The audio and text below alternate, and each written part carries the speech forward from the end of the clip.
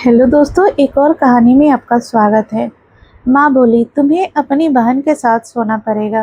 मैंने कहा, क्या कह रही हो माँ? माँ बोली, हाँ बेटा, घर की इज्जत है, कोई बात नहीं।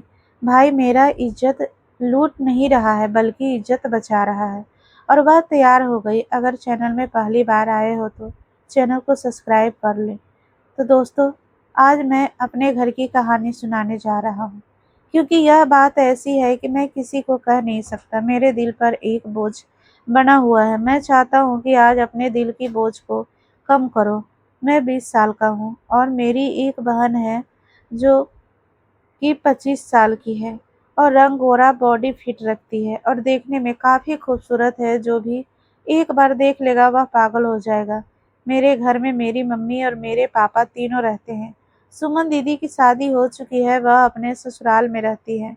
मैं रांची में रहता हूँ और सुमन दीदी बोकारो में रहती है। दीदी की शादी हुए 5 साल हो चुके हैं, पर अभी तो कोई बच्चा नहीं हुआ था। पर आज मेरी माँ की कहने पर मैंने अपनी दीदी को माँ बनने का ख्वाब पूरा किया है। आज मैं आपको यही कहानी बताऊंगा।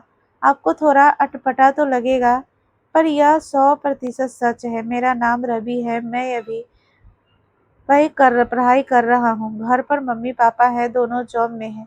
एक दिन की बात है, रात में सुमन दीदी का फोन आया। माँ छत पर जाकर करीब 1 घंटे बात की, फिर जब नीचे आई तो रोने लगी। मुझे कुछ भी समझ नहीं आ रहा था। वो पापा के कमरे में ले गई और सारी बात बताई। मुझे उस समय तक कुछ भी नहीं पता था। बस बाहर जाकर मुझे बस इतना बोली कि कल तुम्हें सुमन दीदी के घर जाना है उसको लाने के लिए। सुमन दीदी दूसरे दिन शाम को आ गई। सुमन दीदी जब कुमारी थी, और सच पूछिए कि जब वह जवान हो रही थी, तब मुझे उनको छूने का मन करता था।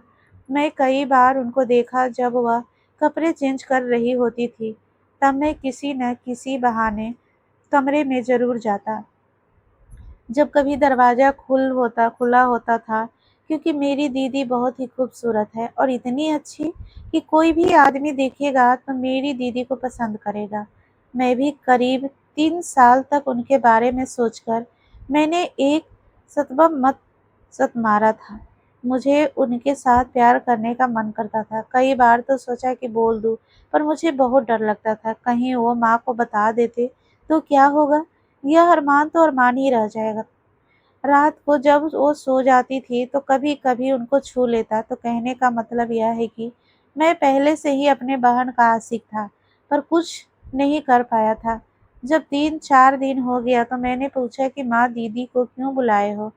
वो भी इतनी जल्दीबाजी में। तो माँ कहने लगी कि उसका तुम्हारे जीजा के साथ लड़ाई हो रही थी आजकल, इसीलिए मैंने सोचा कि चलो उसका दिल बहल जाएगा। फिर कुछ दिन के बाद एक दिन माँ मुझे पार्क में ले गई और बोली, देख बेटा, पापा आज नहीं है, इसलिए तुमसे एक बात कह रही हूँ। यह घर की इज्जत है, घर में ही रखना। इस काम में पापा को कुछ भी पता नहीं चलना चाहिए। तो मैंने माँ से कहा कि माँ, कौन सी ऐसी बात है जो आप कह रहे हो? आपके लिए तो मेरी जान हाजिर है, आप मुझे बताओ प्लीज। तो माँ कहने लगी, मुझे सुमन ने बताया है कि वह अपने पति से माँ नहीं बन सकती। दिक्कत उसके पति में है, पर इस बात को उसके ससुराल वाले नहीं मान रहे हैं। कहते हैं दिवकर में है। तू अगर चाहता है कि तेरी माँ और तेरी बहन अगर खुश रहे तो तुम्हें एक काम करना पड़ेगा। मैंने कहा, क्या कर सकता हूँ? जब दिक्कत उसके पति में है तो उसका इलाज करवाना चाहिए। तो माँ बोली, वो इलाज नहीं करवाना चाहता, वो तेरी बहन की सौतन लाना चाहता है। तो मैंने कहा, माँ, हो सकता है दिक्कत दीदी में हो सकती है। तो माँ बोली, दीदी में कोई दिक्कत नहीं है। मैंने कहा, आपको कैसे पता? तो माँ बोली, मुझे पता है। मैंने कहा, कैसे? तो माँ बोली, मैंने इसका एक बार अबॉर्शन करवा चुकी हूँ। मैंने कहा, ये बसंत दीदी का बोली, हाँ। जब वो कुमारी थी तब वो ट्यूशन वाले सर के रिश्ते से बना ली थी और प्रेग्नेंट हो गई थी, तो मैं सन रह गया। मैंने सोचा, बताओ, जिंदगी भर मैं एक सतवा सत कर काम चलाया और कोई मेरी बहन को प्रेग्नेंट कर दिया। माँ बोली, क्या सोच रहे हो बेटा? मैंने कहा, कुछ भी नहीं माँ। तो माँ बोली, जिंदगी में बहुत सारे कुछ से इंसान से को गुजरना पड़ता है। तो मैंने कहा, तो इस बार से साफ जाहिर होता है कि जीजा जी में ही दिक्कत है। माँ बोली, हाँ, अगर तुम्हारी बहन 1 साल के अंदर माँ नहीं बनी तो वह दूसरा शादी कर लेगा। मैंने कहा, तो क्या कर सकता हूँ? तो माँ बोली, तुम्हें अपनी बहन के साथ सोना पड़ेगा। मैंने कहा, क्या कह रही हो माँ? माँ बोली, हाँ बेटा, घर की इज्जत बचाने के लिए तुम्हें यह काम करना पड़ेगा।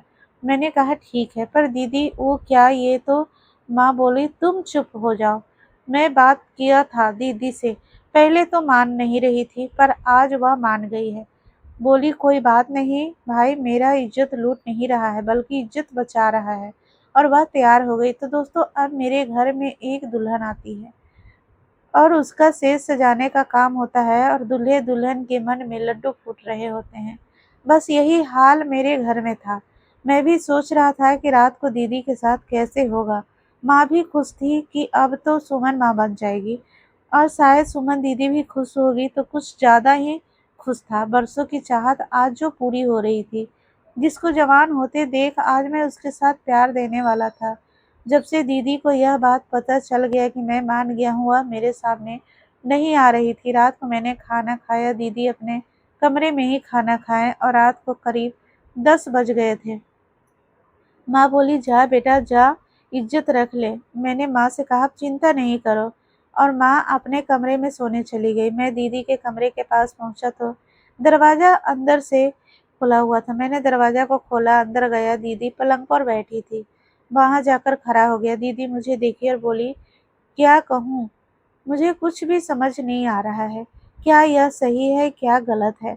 मैं खुद सोच नहीं पा रही हूँ। पर इतना तो पता है कि अगर तुमने हेल्प नहीं किया तो मेरी ज़िंदगी बर्बाद हो जाएगी। मैंने कहा, दीदी आप चिंता नहीं करो, आप खुश रहोगे।